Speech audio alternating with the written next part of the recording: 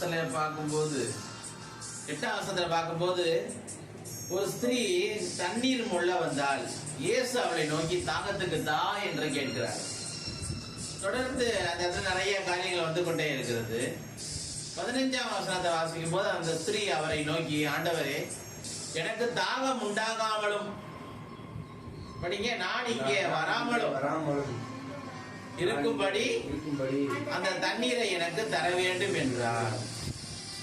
அப்ப ஆண்டவர் அவருக்கு கடைசியா அந்த அதிகாரத்தை கடைசியா பார்க்கும்போது அவருடைய ரட்சிப்பை சொல்லி அந்த தாகத்தை தீர்த்து வைக்கிறார். ஆத்தும தாகத்தை தீர்த்து வைக்கிறார். சங்கீதம் 42ஆம் அதிகாரத்தை எடுப்போம். 2ஆம் வசனத்தை வாசிங்க. சங்கீதம் 42:2 வாசிங்க.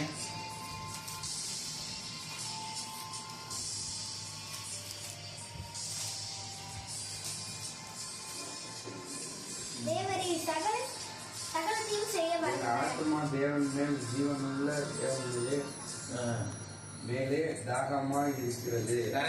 என் ஆத்மா தேவன் மேல தாகமாய் இருக்கிறது. நான் அப்பொழுது தேவனுடைய சந்நிதியில் வந்து நிற்பேன். அப்ப பாருங்க, முதல் வசனத்தை வாசிக்கும் போது மானானது நீரோடைகளை வாஞ்சித்து கதறுவது போல தேவனே என் ஆத்துமா உண்மை வாஞ்சித்து என்ன பண்ணுது? கதறுகிறது. அப்ப தண்ணிய துவக்கி மான் கதறுது. இன்னைக்கு நம்ம வாழ்க்கையிலே அப்படிதான்.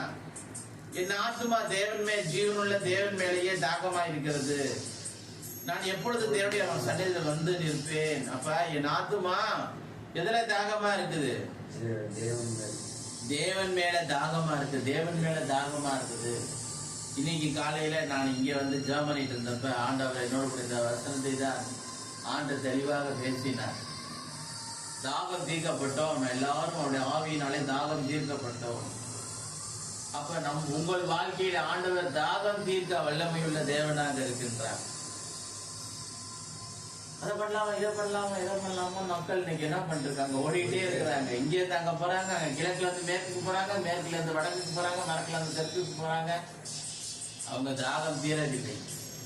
ஆனா இயேசுக்கு வந்தால் எல்லாருடைய தாகத்தையும், முழு உலகத்தினுடைய எல்லா மக்களுடைய தாகத்தையும் தீர்க்க அவர் வல்லமையுள்ள தேவனாக இருக்கின்றார். கர்த்தர் தாமே நம்ம எல்லாரும் ஆசீர்வதிப்பார்.